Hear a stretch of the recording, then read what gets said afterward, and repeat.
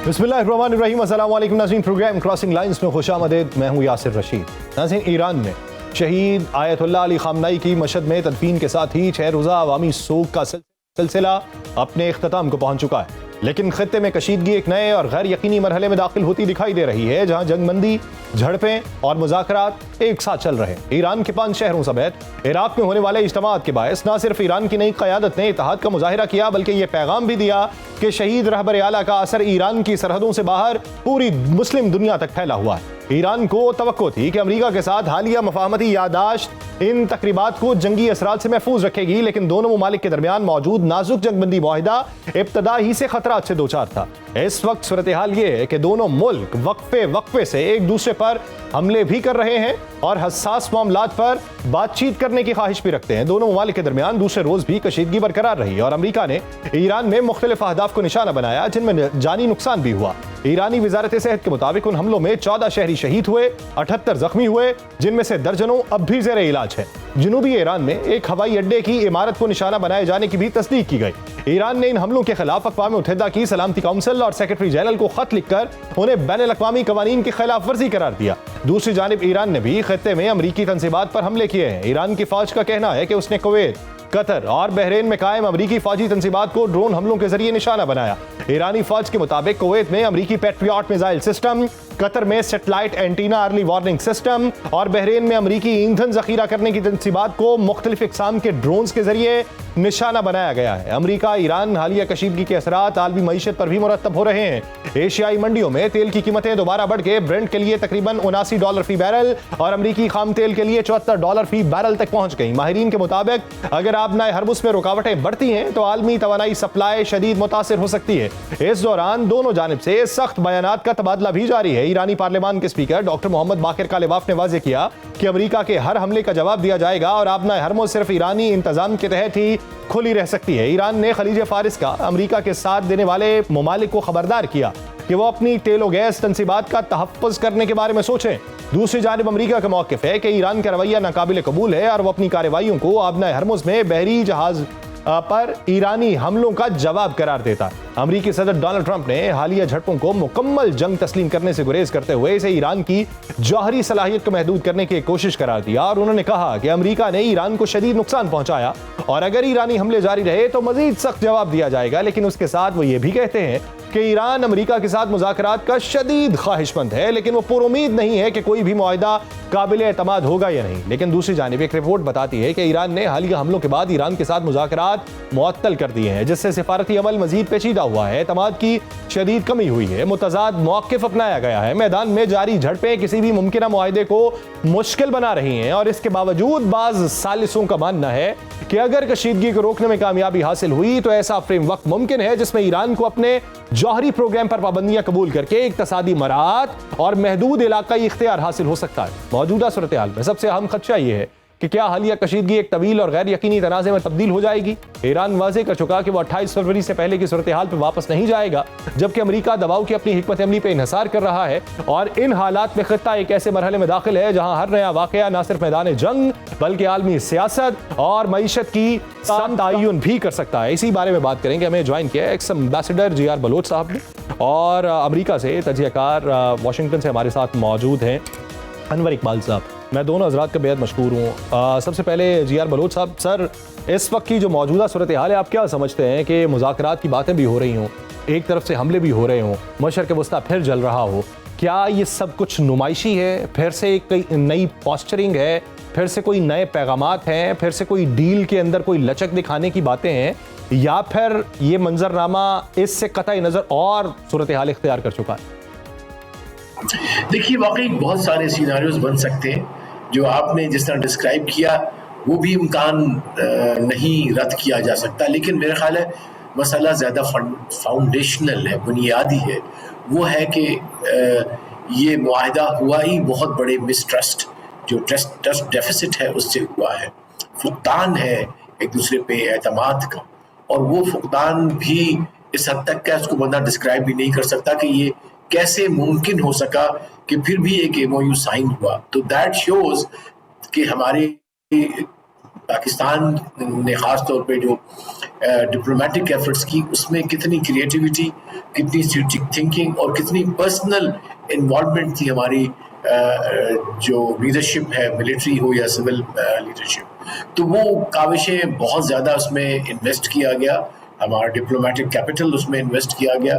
तो definitely it comes as a shock as a Pakistani और disappointment. I think पूरी दुनिया, हम और सब डिसअपॉइंटेड हैं, क्योंकि हम बहुत देख रहे थे कि अब ये एमओयू जो है वो इम्प्लीमेंट होने चला है और आगे इंशाल्लाह इसके हम मजीद समरात भी देखेंगे। लेकिन लगता ये है कि मामला ज़्यादा सीरियस, ज़्यादा संगीन है। उसमें बहुत सारे पॉसिबिलिटीज़ हैं कि they may be there some spoilers within the system, ईरानी सिस्टम के अंदर भी शायद कोई स्पॉयलर्स हो, और इसी तरह से यूएस के सिस्टम में भी स्पॉयलर तो नजर आते हैं कुछ, जो प्रो वॉर पॉलिसीज हैं, जो ज़ायनिस्ट लॉबियस्ट हैं, इजरायली लॉबियस्ट हैं। तो ये एक बड़ा इशू है, और ईरान में भी कुछ सख्तगीर ग्रुप है जो चाहता है कि अनएंडिंग वॉर की जाए या एक डिसाइसिव मार्का मारा जाए या अमेरिका और इजराइल के साथ। वो अपनी उनकी खुद फहमी है। आपके नजदीक दोनों तरफ से स्पॉयलर्स मौजूद हैं और उन्हीं की वजह से जो है ये मंजरनामा यहाँ तक पहुँचा है। अनवर साहब, आप किस हद तक डिसअपॉइंट हैं इस पूरे मंजरनामे से, या आपको ये लगता था इब्तदा से ही कि ऐसा कुछ हो सकता है? बहुत सारे लोग ये कहते हैं कि दो तरफा ये हमले जो हैं ये जारी और सारी रहेंगे जब तक हतमी मुआहिदा जो है वो तकमील के मराहिल तय नहीं कर लेता। लेकिन बहुत सारे लोगों के नज़दीक यही हतमी मुआहिदे के दरमियान में रुकावटें ये सारे मराहिल जो हैं ये पैदा करेंगी। ये सबसे पहली बात तो ये कि मैं बलूच साहब की बात से बिल्कुल एग्री करता हूँ कि दोनों तरफ स्पॉयलर्स मौजूद हैं, दोनों तरफ ऐसे लोग मौजूद हैं जो मुकम्मल फतह चाहते हैं। अमेरिका में भी ऐसे लोग हैं जो ये समझते हैं कि अमेरिका इस पोजीशन में है कि मजीद चाहे तो 20 साल तक वहाँ लड़ सकता है ईरान में, और उसको लड़ना चाहिए। और ईरान में भी ऐसे लोग हैं जो कहते हैं कि हम आखिरी फतह तक जंग जारी रखेंगे। लेकिन इस समझौते को अगर हम जरा मीडिया हाई फटा के देखें तो चीज़ें समझ आती हैं। मसलन क्या वजह है कि जो कुछ साइन हुआ उसको उन्होंने समझौता नहीं कहा, एग्रीमेंट नहीं कहा, एमओयू कहा। मेमोरेंडम ऑफ अंडरस्टैंडिंग जो होती है वो क्या होती है कि एक मुफाहमत है आगे बातचीत के लिए, अभी बातचीत मुकम्मल नहीं हुई है। अच्छा, दूसरा जो समझौता हुआ उसको भी उन्होंने समझौता नहीं कहा, उन्होंने कहा ये आइंदा गुफ्तगू के लिए लाए अमल है। 14 नुकात हैं जो इनके तहत आइंदा गुफ्तगू होगी, यानी ये उसमें भी ये माना गया कि अभी तो गुफ्तगू भी शुरू नहीं हुई है। ठीक है, ये तो मीडिया था, खासतौर पे पाकिस्तान का मीडिया, जिसने कहना शुरू कर दिया कि हमने सब कुछ तय कर दिया है, सारे मामला तय हो चुके हैं, बस साइन हुआ कि हुआ और मामला खत्म हो जाएंगे और वगैरह वगैरह। तो कहीं भी हम अमेरिका में यूरोपियन मीडिया उठा के देख लें, कोई भी नहीं कह रहा था कि कोई समझौता हो गया है। सब उसको एमओयू ही समझ रहे थे। एक तो ये अहम बात है। दूसरी बात, सदर ट्रंप इस वक्त कोई मुस्तकिल या वाज़ा पॉलिसी दे ही नहीं सकते, क्योंकि इस वक्त उनका जो फोकस है वो डोमेस्टिक पॉलिटिक्स की तरफ है। और उनको एक बात समझ में आई है कि वो अगर सिर्फ जंग करते रहे तो भी अनपॉपुलर होंगे और मिड टर्म इलेक्शन उनकी पार्टी हार सकती है। तो उनको जंग के साथ अमन की बातें भी करनी है अपने आप को, यानी वो इस वक्त ये प्रूव करने की कोशिश कर रहे हैं कि मैं तो अमन चाह रहा हूँ, ईरान नहीं चाह रहा है। साथ जहां उनको लगता है कि अमेरिका की कमजोरी जाहिर होगी, और वो भी जाहिर उनके वोटर जो हैं वो खास राइट विंग के लोग हैं, वो ये नहीं चाहेंगे कि अमेरिका कमजोर नजर आए, तो वहां फिर वो फौजी हमले भी कर देते हैं, ये साबित करने के लिए कि हम जब चाहें जहां चाहें हमले कर सकते हैं। तो मैं समझता हूँ कि मिड टर्म इलेक्शन तक, नवंबर तक, अमेरिका शायद अपनी कोई मुस्तकिल स्ट्रेटजी जो है वो सामने ना लाए। जो भी मुस्तकिल स्ट्रेटजी होगी नवंबर के बाद ही सामने आएगी। अच्छा जी आर बलूच साहब, सर डोमेस्टिक ऑडियंस का कहीं ना कहीं तो फैक्टर मौजूद है। किसी भी गवर्नमेंट ने जब कोई बैनुल-अक़वामी सतह के ऊपर या दो तरफा ताल्लुकात की बुनियाद के ऊपर कोई एग्रीमेंट करना हो तो उसका एक मैसेज जो अवाम तक जाता है वो और जाता है, पीछे पसे पर्दा हकायक कुछ और हो सकते हैं। लेकिन दोनों तरफ की अगर आप डोमेस्टिक ऑडियंस देखें, एक तरफ अमेरिका की जिसको ये लगता है कि हम बेवक्त की रागनी जो है वो इस वक्त जो है सुना रहे थे और हमने किसी और की जंग के अंदर कूद के अमेरिका का नुकसान करवाया। दूसरी तरफ अगर आप ईरान को देखें, ये 6 रोज़ा जो मंजरनामा था जिसका आगाज़ तेहरान से हुआ और जिसका इख्तिताम मशहद के अंदर हुआ, ये 5-6 शहरों के अंदर जो तकरीबात हुई हैं वहाँ पर तो मर्गबर इजराइल और मर्गबर अमेरिका और इंतकाम लो और एहतसाब करो इसके नारे लगते हैं। तो वहाँ पे डोमेस्टिक ऑडियंस को भी राग़िब करने के लिए एक पूरा नैरेटिव चाहिए। तो दोनों तरफ में हुकूमतों के लिए मुश्किल क्या बनी हुई? आपने बहुत अहम नुक्ते की तरफ इशारा किया है। अब मैं इंक्रीजिंगली समझ रहा हूं कि ईरान में शायद वॉर लॉबी जो है वो अपर हैंड हासिल किए हुए है। जाए कि जो MOU है वो बहुत सारा बायस्ड है इन फेवर ऑफ ईरान, जो सब समझते हैं। हमने उसको देखा है as a even a neutral जो है वो एनालिस्ट। तो बहुत सारा उसमें जो लैंग्वेज है डिस्पाइट द फैक्ट के MOU है, लेकिन लाहे अमल बड़ा ही प्रो ईरान नजर आता है। और उसकी बात अमेरिका में हुई भी है। बहुत सारे इवन डेमोक्रेट्स ने कहा है कि he has surrendered. In fact, he said कि I think one of the senators said it's a document of surrender. तो यहाँ तक जो obviously वो उनका अपना एक एंगल है। तो मुझे सिर्फ एक बात आज कहनी जो मैं पहले कहना नहीं चाहता था। मुझे लगता है कि एज ए मीडिएटर अब हमें अपने स्टैंड्स रिव्यू करने पड़ेंगे। देखिए, ईरान को बहुत सपोर्ट मिली है मुस्लिम कंट्रीज में, खासतौर पर Pakistan, Saudi Arabia, Turkey, in fact JCC as a whole. Despite all provocation वहां से जवाब नहीं आया। ठीक है, वहां अड्डे हैं, that is their strategic need. After all these are all very small island states. वो और ऐसे खत्ते में रहे, उनके पास बहुत सारी दौलत और बहुत सारा रिसोर्स है नेचुरल। उनको कोई सिक्योरिटी चाहिए, वो खुद नहीं कर सकते अपने आप को प्रोटेक्ट। या तो कोई रीजनल आपके पास सिक्योरिटी स्ट्रक्चर होता, वो नहीं है आपके पास, तो फिर कहां जाए वो? और ये क्या जवाब है? ठीक है, आपने चलो ये जवाब बना के आपके मुताबिक, आपसे मुराद मैं ईरान की बात कर रहा हूं कि जी हमने 13 के 13 उनके अड्डे जो है वो खत्म कर दिए। अब कहां आप फायरिंग कर रहे हैं? सिर्फ प्रोवोकेशन के लिए कर रहे हो, या आप समझते हो कि आगे चल के हमारा मुकम्मल इस पे कब्जा होगा स्ट्रेट ऑफ हॉर्मुज पे, और फिर वो हमारे दस्ते नगर बन के रहेंगे JCC कंट्रीज? अब हमें एज ए मीडिएटर ये कन्वे करना पड़ेगा कि बहुत ठहरे तुम्हारे साथ हम। अगर आप अपने सब्र को नहीं संभाल सकते तो कहां तक हम जाएंगे आपके साथ? फिर आप जाने, मैदान जंग जाने, और फिर तोपे और जहाज जाने। बलोच साहब, ये वाला मामला होता, अगर इस नहज तक ही आना होता तो हम तो बहुत पहले से हाथ उठा चुके होते हैं, या हम बहुत पहले से साथ देने से इनकार कर चुके होते। ये आप कहा, मैंने इससे पहले मुकम्मल तौर पे आप लोगों के साथ उस नैरेटिव के साथ रहा हूं। कभी कभी I think we have over spoken, जिस तरह फरमा रहे थे हमारे साथी के, ये मीडिया का हाइप ने बहुत क्रिएट किया, हम लोगों ने, सब ने किया है। We all are criminals for that. जी ठीक। अनवर साहब, सर आप क्या इसके ऊपर अपनी राय देना चाहेंगे? सबसे पहले तो वो डोमेस्टिक ऑडियंस के हवाले से, और फिर मुज़ाकरातकारों का अपनी पॉलिसी पे नजरसानी करने के हवाले। देखिए, असल में हुआ ये कि जंग जब रुकी तो उसके बाद सफारती जंग शुरू हो गई। यानी जंग मैदान में रुक गई, लेकिन जो सफारती जो मुज़ाकरात थे वो मुज़ाकरात के तौर पर दोनों तरफ से कांटेक्ट नहीं किए गए, बल्कि उन्होंने मीडिया और सोशल मीडिया को इस्तेमाल करना शुरू कर दिया उसी जंग को जारी रखने के लिए। यानी आप ये देखें कि दोनों तरफ से वो ख्वाहिश नजर नहीं आती जो जंग में अपनी कोशिशें कर लेने के बाद जब दोनों फरीक ये तस्लीम कर लेते हैं कि मैदानी जंग से अब कुछ नहीं हासिल होगा और बातचीत से चीज़ों को हल करें, तो वो स्पिरिट दोनों तरफ नजर नहीं आया। दोनों अभी समझते हैं कि वो फौजी तौर पर इस पोजीशन में है कि दूसरे को शिकस्त दे सकते हैं। तो जब तक ये गलतफहमी रहेगी तो मुज़ाकरात तो कामयाब नहीं होंगे।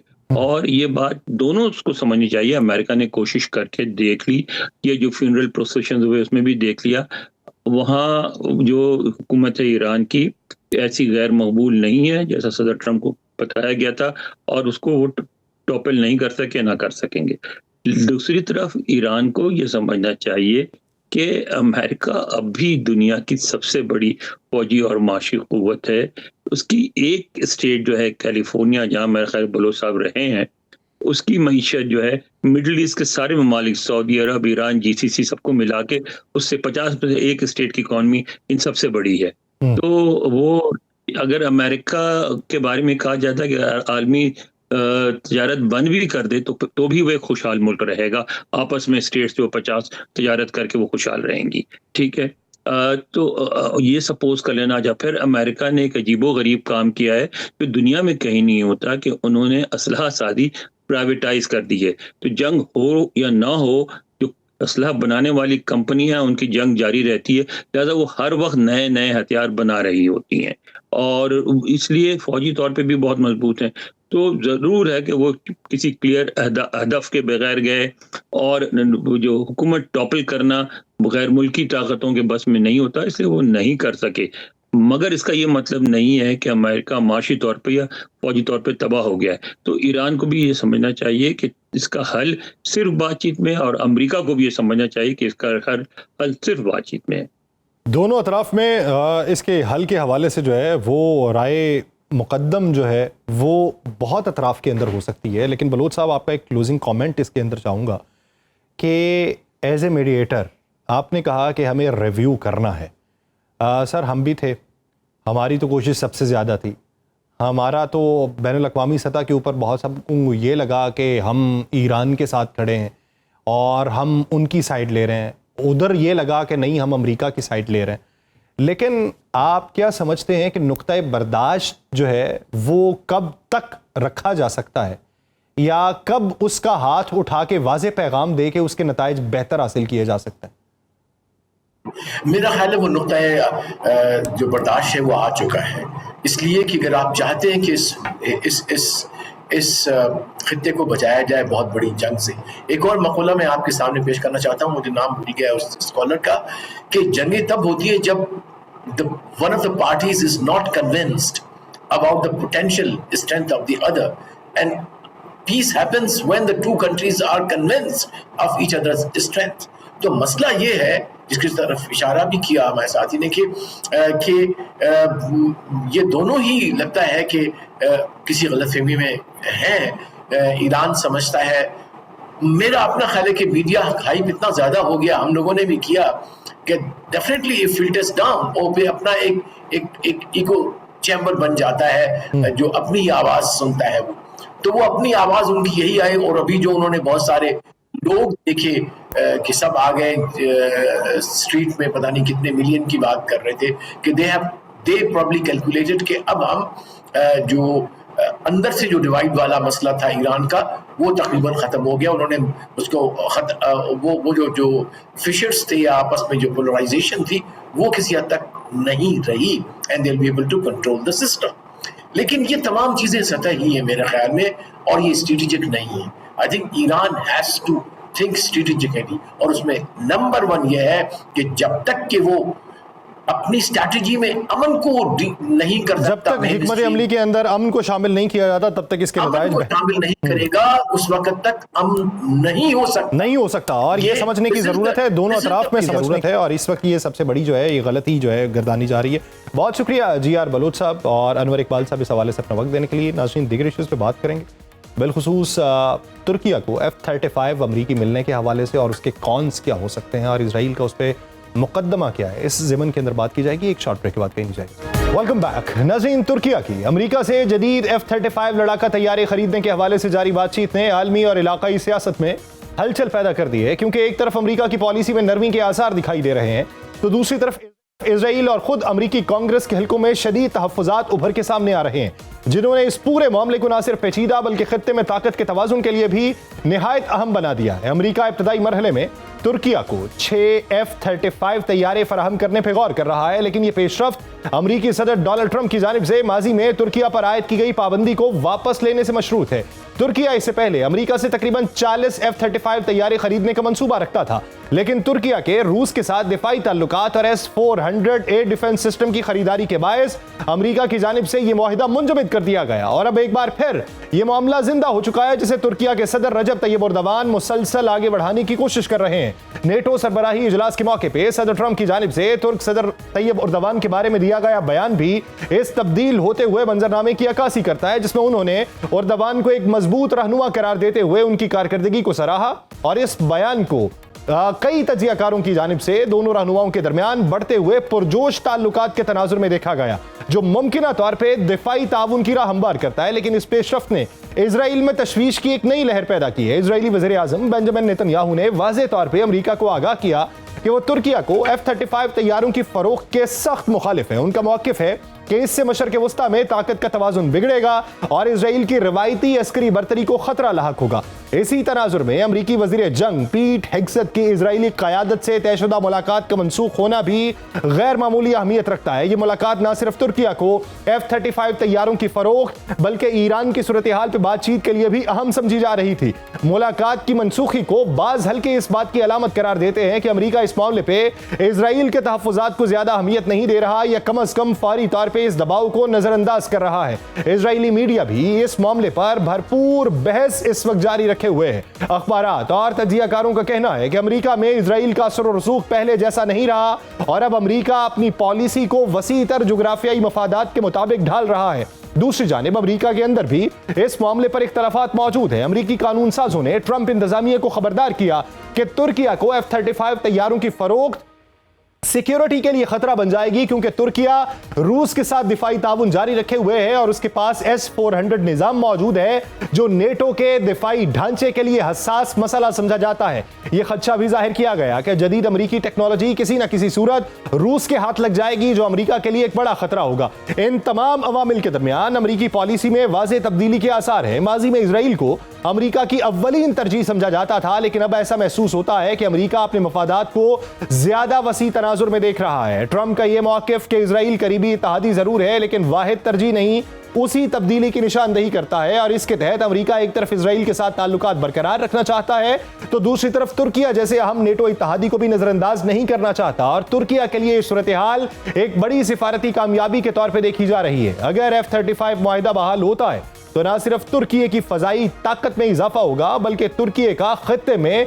असर और रसूख भी बढ़ जाएगा। यूं अमेरिका और तुर्की के दरमियान F-35 तैयारों का मामला महज एक दिफाई मुआहिदा नहीं बल्कि इजराइल की खत्ते में चौधराहट भी खतरे से दो चार है, क्योंकि इस मुआहिदे के बाद खत्ते में तवाज़ुन वाज़े तौर पर तब्दील होगा। इसी मंजरनामे में बात करेंगे। हमें ज्वाइन किया है दिफाई तज्जियाकार कमोडोर रिटायर्ड आसिफ सलीम साहब ने और माहिर बैनुल-अक़वामी उमूर डॉक्टर शाज़िया चीमा साहिबा हमारे साथ मौजूद हैं। मैं आप दोनों का बेहद मशकूर हूँ। डॉक्टर साहिबा, आप क्या समझती हैं कि ये जो बातें चल रही हैं कि F-35 इब्तदाई तौर पे 6 जो हैं वो तुर्की को दिए जाएंगे, क्या ये तुर्की डिमांड कर रहा है या फिर आपकी नज़र के अंदर जब तुर्की को इस पूरे प्रोजेक्ट से निकाल दिया गया था और उस वक्त तुर्की ने 5.5 जनरेशन का कान फाइटर जेट बनाने की जो है बुनियाद रखी थी, जिसके अभी भी इंजन जो है वो अमरीकी दरामदी के ऊपर इन्हसार करते हैं, क्या उससे उनकी नज़र हटाने के लिए ये ऑफर उनको की जा रही? मेरे ख्याल में इस ऑफर को करने की वजह जो आप बयान कर रहे हैं उससे मेरी अंडरस्टैंडिंग थोड़ी सी डिफरेंट है और साथ में ये कि ये F-35 जो है ये सेनेट से इनकी मंजूरी होनी है, ट्रंप के कहने से ये नहीं मिल जाएंगे और ये जब सेनेट तक पहुंचेंगे तो शायद फिर दोबारा नहीं मिलेंगे।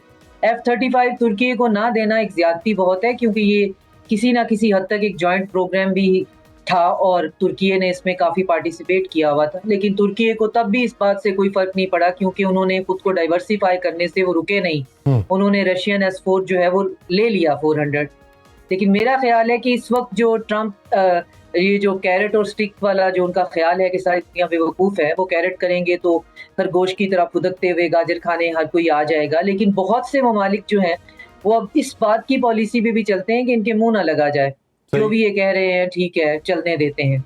अब ये F-35 का मुझे लगता है ये लॉलीपॉप तुर्की को देने की कोशिश इस वजह से की जा रही है, उसकी वजह इजराइल से दूरी नहीं है बल्कि मजीद करीबी है कि अल-शरा अल-जुरानी जो सीरिया के अंदर बैठा हुआ है और उसके एलिजिडली कहा जाता है कि सीरियन गवर्नमेंट जो है बशार अल-असद की गवर्नमेंट टॉपल होने में और नई इंस्टॉल होने में तुर्की का बहुत बड़ा हाथ है और मौजूदा हुकूमत जो है वो तुर्की के हक में है।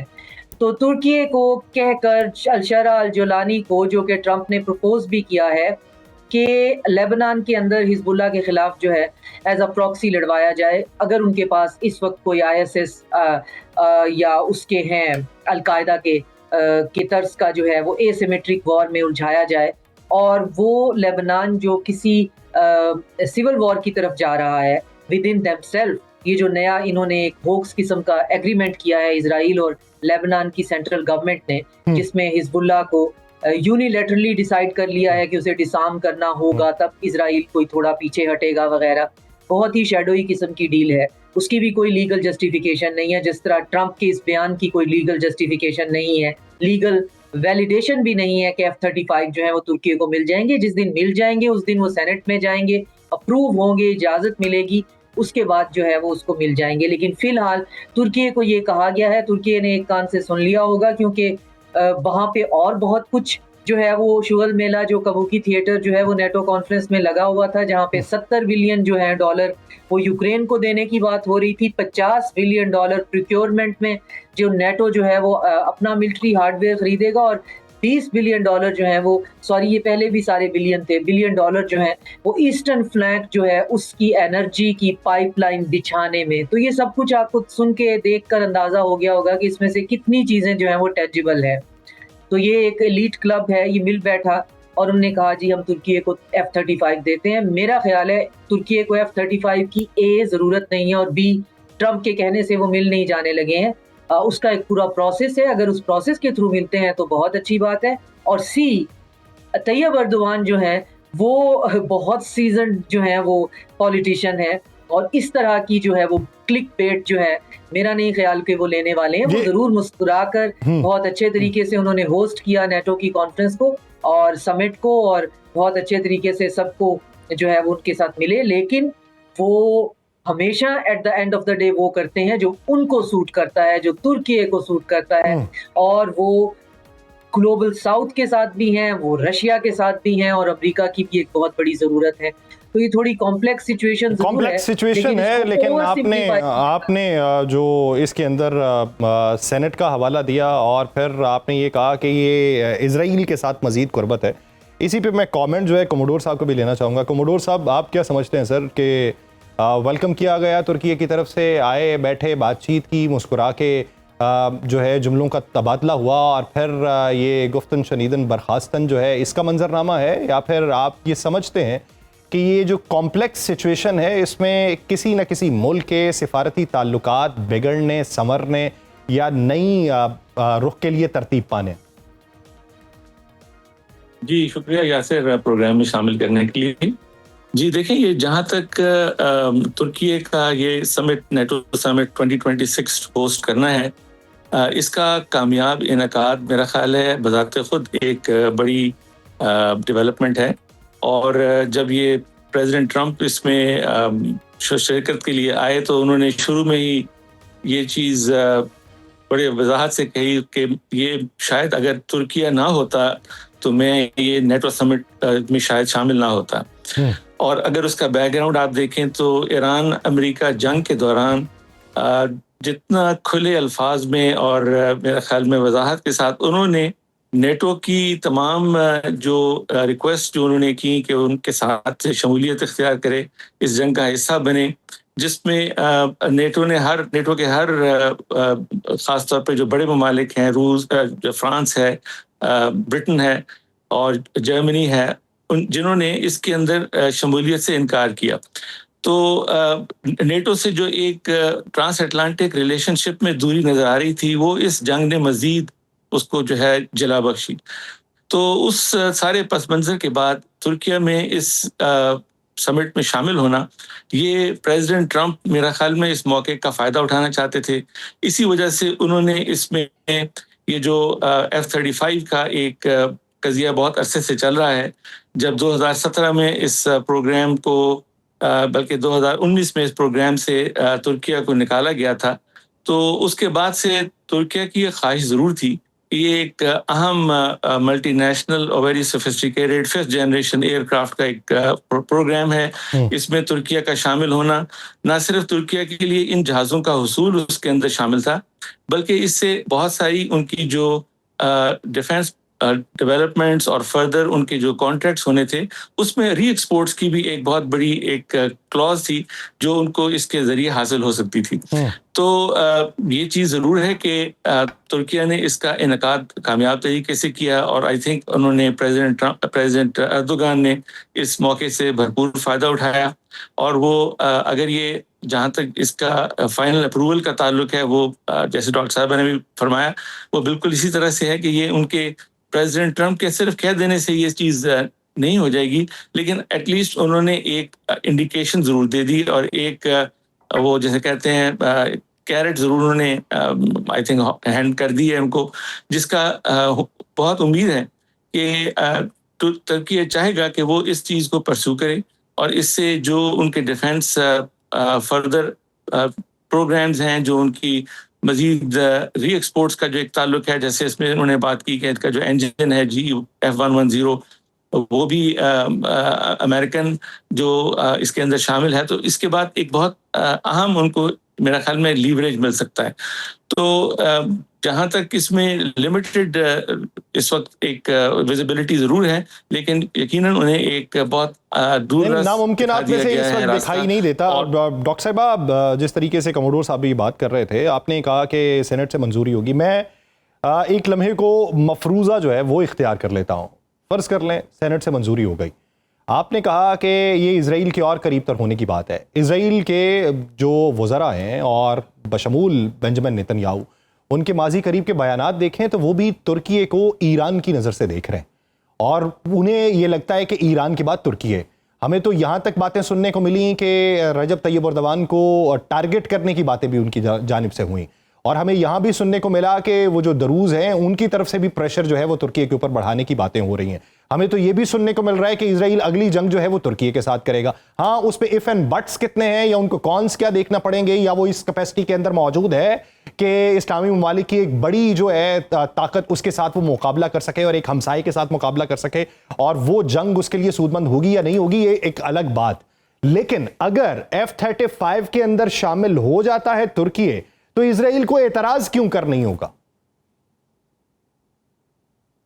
इजराइल को बिल्कुल एतराज होगा और आप इसके ताने बाने बिल्कुल आप ठीक जगह पे पहुंच रहे हैं। इसके ताने बाने ड्रूज, जो कुर्द हैं, जो सीरिया है और इन सब से ही मिलते हैं, इस फरमाइश के भी जो है। लेकिन आप ये इमेजिन करें कि तुर्की को F-35 जो है वो फाइटर जेट मिल जाते हैं और F-35 फाइटर जेट ने जब अटैक करना है तो उसके अटैक को कैसे रोकना है, वो तुर्की के पास जो है S-400 ऑलरेडी मौजूद है। तो आपको लगता है कि जो यूरोप के अंदर जो ड्रम बीटिंग हो रही है कि हम 2030 से पहले रशिया पे हमने हमला करना है, और जो मैंने आपको भी लिस्ट आपको बताई है 70 बिलियन से लेकर 50 बिलियन जो है वो 2030 तक जो है वो कह रहे हैं हमने अपनी इंटेलिजेंस से लेकर अपना जो मिलिट्री हार्डवेयर है उस पर खर्च करना है। क्यों? हम पे रशिया जो है वो अटैक कर सकता है उससे बचाव के लिए, या फिर ये कि रशिया पे हमें अल्टीमेटली अटैक करना ही है। तो रशियन S-400 जो है वो ऑलरेडी तुर्की के पास है और F-35 फाइटर जेट कैसे मनूवर करता है वो भी ऑलरेडी तुर्की के पास हो। तो ये बात तो मेरे जैसे जो है वो एक नॉन मिलिट्री बैकग्राउंड के एक लेमैन के लिए भी समझ से बाहर है कि ये दोनों चीजें इकट्ठी हो कैसे सकती हैं, और दोनों जो हैं वो दो एडवर्सरीज ने अपने एक दूसरे के टकराने के लिए बनाई हुई हैं। जहां तक ये है कि F-35 के साथ कोई क्लॉज ऐड कर दी जाए या ये, तो ये बहुत मुश्किल है। F-35 यूज होगा तो तुर्की को पता चल जाएगा कि S-400 उसको कैसे हैंडल करता है, उसकी क्या कमजोरियां हैं, किस तरह से उनको दूर किया जा सकता है, और S-400 में क्या कमजोरियां हैं जो कि F-35 में जो है जो अपर हैंड है उसकी तरफ।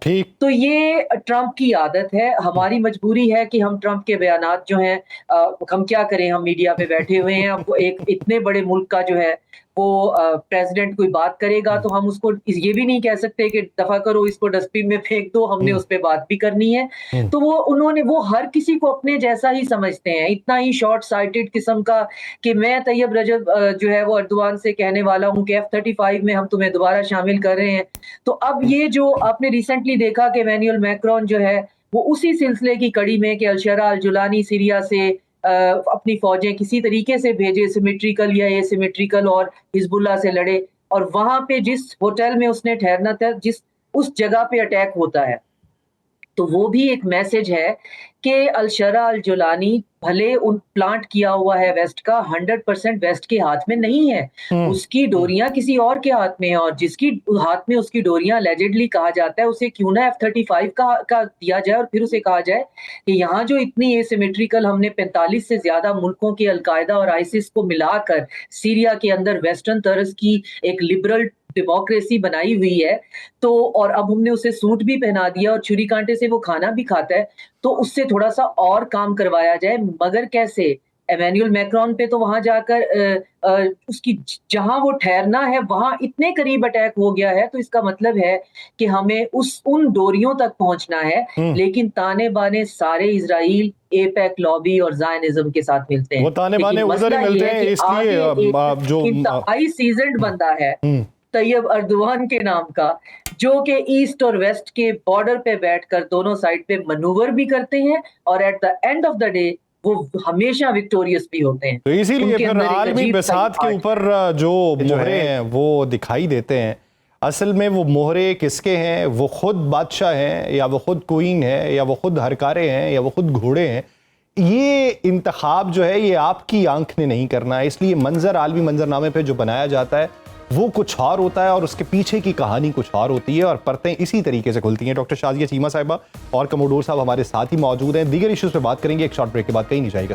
Welcome back. नाज़रीन, चीन ने बहरुल काहिल में जौहरी सलाहियत रखने वाली आबदोज से बैलिस्टिक मिसाइल का तजर्बा करके एक बार फिर खित्ते और आलमी ताकतों की तवज्जो अपनी जानिब मबजूल करवाई है, जिसके बाद अमेरिका के अलावा जापान, ऑस्ट्रेलिया, न्यूजीलैंड और ताइवान समेत खित्ते के ममालिक में तशवीश की लहर दौड़ी। इस बैलिस्टिक मिसाइल में हकीकी वॉरहेड की बजाय डमी वॉरहेड नस्ब था। चीन ने इस तजर्बे को अपनी सालाना फौजी तरबियत का हिस्सा करार देते हुए कहा कि यह किसी मखसूस मुल्क या हदफ के खिलाफ नहीं, बल्कि इसे महफूज, मायारी और पेशावराना अंदाज में अंजाम दिया गया।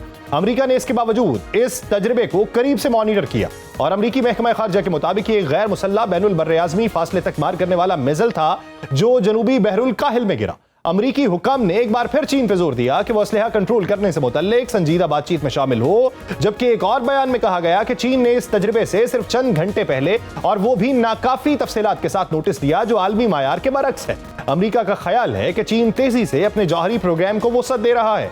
दूसरी जानिब चीन ने अमरीकी तनकीद को बालादस्ती पर मबनी रवैया करार देते हुए मुस्तरद किया और कहा कि अमरीका खुद हर साल जौहरी आबदोजों से मिसाइल तजर्बात करता है, चुनाचे उसकी तनकीद गैर जरूरी है। चीनी वजारत खारजा का कहना है कि आलमी बरादरी को चीन की दिफाई पॉलिसी को मारूजी और मंतकी अंदाज में देखना होगा, लेकिन मगरबी तज्जियाकारों का ख्याल है कि इस तजर्बे के जरिए चीन ने न सिर्फ अपनी अस्करी सलाहियतों का मुजाहिरा किया, बल्कि ये एक वाज़ेह पैगाम दिया क्योंकि इस वक्त बहरुल काहिल के खित्ते में असर रसूख कायम करने के लिए मुकाबला तेज है और चीन के इस तजर्बे के वक्त को भी गैर मामूली करार दिया जा रहा है, क्योंकि इसी दौरान फिजी में ऑस्ट्रेलिया और उस जजीरा नुमा मुल्क के दरमियान बाहमी दिफाई मुआहिदा तय पाया, जिसके तहत दोनों ममालिक एक दूसरे से दिफाई ताउन करेंगे। और एक रिपोर्ट यह बताती है कि चीन ने मुमकिन तौर पर उस मुआहिदे पर अपने तहफ़्फ़ुज़ात का इशारा देने के लिए यह वक्त मुंतखब किया। अगरचे कुछ माहिरीन का कहना है कि ऐसे तजर्बात की मनसूबाबंदी पहले से होती है, लेकिन इत्तला देने का वक्त बामानी हो सकता है।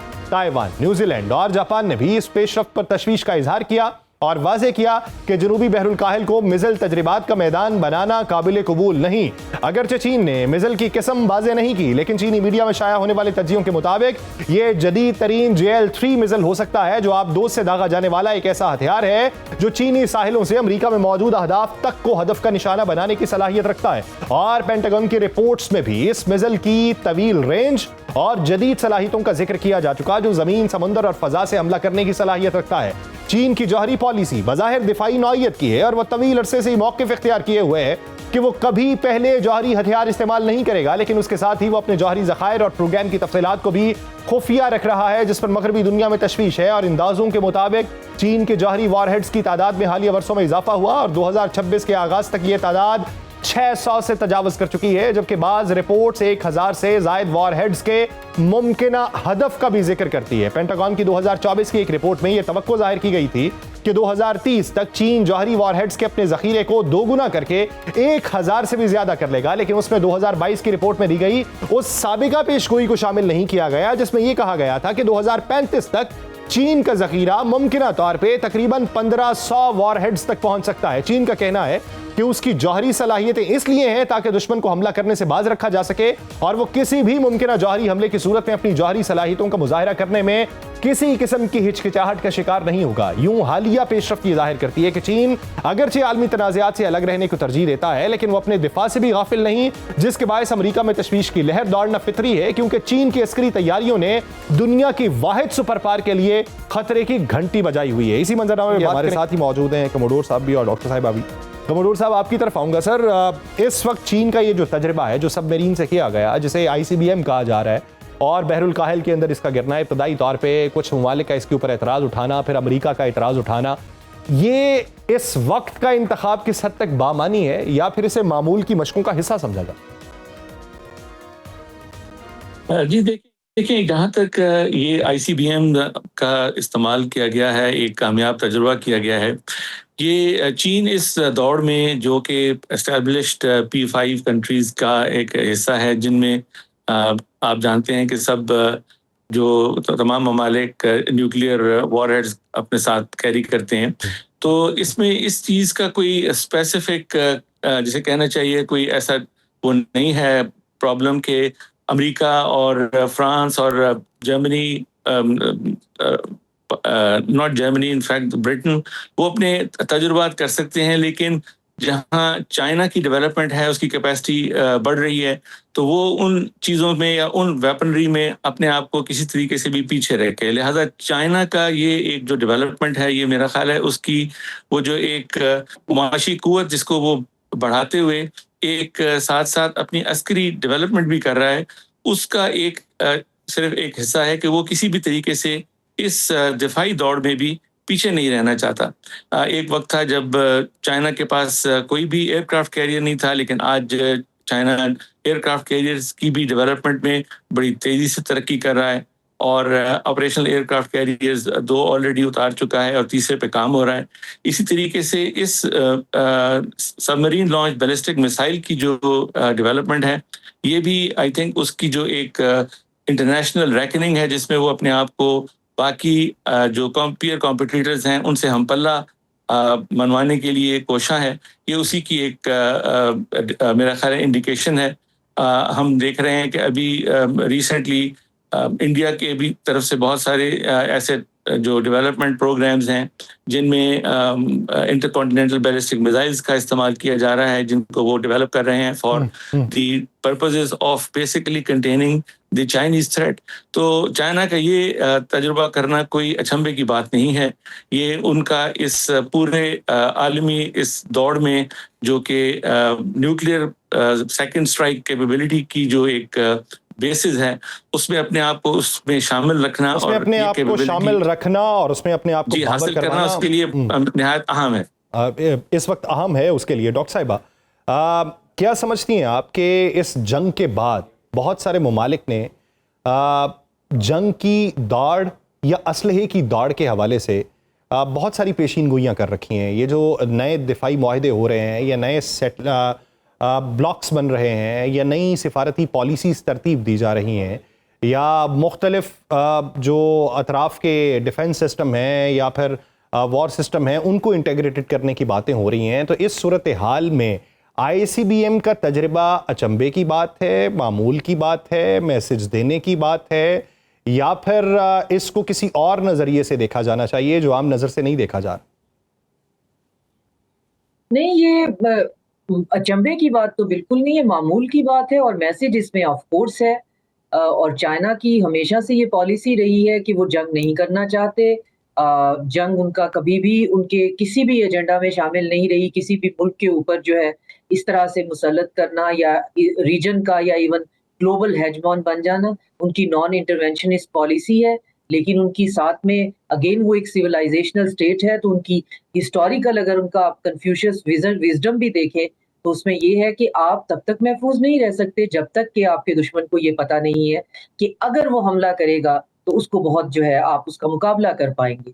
तो उसका मुकाबला कर पाने के लिए आपको ना सिर्फ ये कि फिर उस दुश्मन के को टारगेट करते हुए वैसा तमाम सब कुछ आपके पास तैयारी होनी चाहिए और साथ में फिर उसका मुजाहरा भी होना चाहिए। लेकिन ये जंग करने के लिए नहीं है, ये दुश्मन को ये बताने के लिए है कि हम तो इक्तिसादी तरक्की में ही हैं, लेकिन अगर आप किसी दिन हम पे मुसल्लत हो जाते हैं, जो कि आपका होने का पूरा प्रोग्राम है, तो फिर ये ज़हन में रखिए कि फिर हमसे ना कहिएगा, जागते रहिएगा, हम पे ना रहिएगा कि हमारे पास ये नहीं था या वो नहीं था। जैसे आपको ट्रंप को पता नहीं चला कि आयतुल्लाह ख़ामेनी जो है वो कितने पॉपुलर हो सकते हैं और कितने लोग उनके जनाजे पे रो रहे थे, तो उनके लिए इतनी हैरानी की बात थी जैसे कोई बच्चा हैरान हो रहा होता है।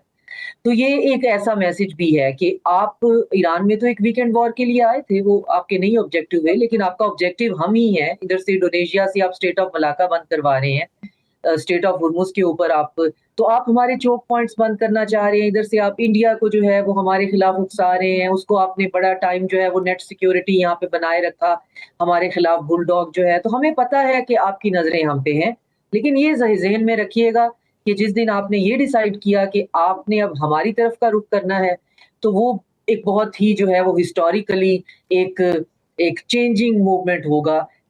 वो वैसी दुनिया फिर उसके बाद नहीं रहेगी। तो इंटरकॉन्टिनेंटल बैलिस्टिक मिसाइल जो है वो अगर किसी ने अमेरिका, क्योंकि इस वक्त हम पे मुसल्लत कौन है, ग्लोबल नॉर्थ ग्लोबल साउथ से ज्योग्राफिया के हिसाब से बहुत दूर बैठा हुआ है।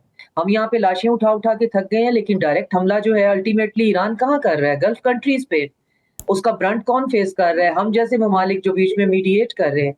अगर इंटरकॉन्टिनेंटल जो है वो मिसाइल ईरान के पास होते तो डायरेक्ट जहां से हमला आ रहा है वहीं पे हमला हो रहा होता है। तो ये चीज भी हमें ज़हन में रखनी है। जो आपने प्रोलिफरेशन की बात की है, वो अब तो ये आम ये बात होने लग गई है। इस पे किसी को कोई गिल्टी कॉन्शियस भी नहीं होता कि अगर आपने खुद को महफूज रखना है तो आपको अपनी हिफाजत का तमाम साजो सामान अपने पास रखना पड़ेगा, वरना आपकी हिफाजत आजमाने के लिए दुनिया तैयार बैठी हुई है। तो आप अगर महफूज होना चाहते हैं तो आपके पास हर वो चीज होनी चाहिए जो कि आपके दुश्मन के इस सोच में भी है, उससे भी बढ़ के होनी चाहिए।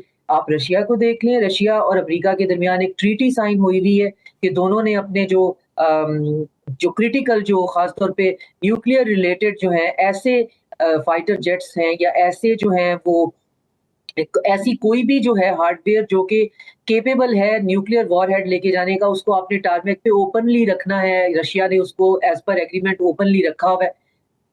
ब्रॉडर वेस्ट ने और नेटो की प्रॉक्सी ने उस पर अटैक कर दिया ड्रोन के हमलों से। उन्होंने उठा के उसे अंदर जो है अब वो उसे खुले में ओपन नहीं रख सकते। तो कहने का मतलब ये है कि अमेरिका को ये लगता है कि ये दुनिया सिर्फ उसकी लाठी से हाँकी जाती है। ये वो दुनिया नहीं है।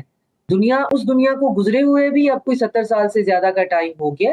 अब उनको या तो रिकैलिब्रेट करना पड़ेगा या फिर वो थोड़ा सा होश के नाखून लेंगे। और चाइना, आपको क्या पता कि चाइना जो है, इसके अलावा चाइना के पास क्या है? उनके पास पूरी रोबोटिक फोर्स है, उनके पास रॉकेट फोर्स है, अपना सैटेलाइट है, बेदू टेक्नोलॉजी है, ईरान तक को वो प्रोवाइड कर रहे हैं। तो अमेरिका कहाँ खड़ा हुआ है उनके सामने? और इसीलिए तो अमेरिका जो है उसने अपनी इंडो पैसिफिक कमांड को अब पैसिफिक कमांड कर दिया है। उनको समझ आ गया है कि हम ईरान के सामने नहीं खड़े हो सकते तो चाइना कहाँ की चीज है। ये अब एसिमेट्रिकल उसकी तरफ ही जाएंगे। और फिर अगर चाइना जो है अगर कहीं से उनको ये बताने की कोशिश करेगा कि आप किसी गलती में या किसी गलतफहमी में ना रहिएगा, हम पे अटैक से पहले आपको 100% पता होना चाहिए कि हमारी कैपेबिलिटी क्या है, तो उसमें फिर ये सारे वावेला करना शुरू कर देते हैं। उस दिन इनको याद आता है दुनिया में कोई कानून होना चाहिए इंटरनेशनल। मैं इसके ऊपर ही कमोडोर साहब आपका मौक़िफ़ लेना कि आप क्या समझते हैं ये जो जौहरी वॉर हेड्स हैं इनकी तादाद 1000 हो जाएगी 2030 में, और फिर बात होती है कि इससे भी बढ़ जाएगी। तो ये खदशात जो हैं ये क्यों बनाए जा रहे हैं? ये फैब्रिकेटेड हैं, जेन्युइन हैं? और अगर जेन्युइन हैं तो इसके पीछे चीन की मंतिक क्या है और अमेरिका की मंतिक क्या है?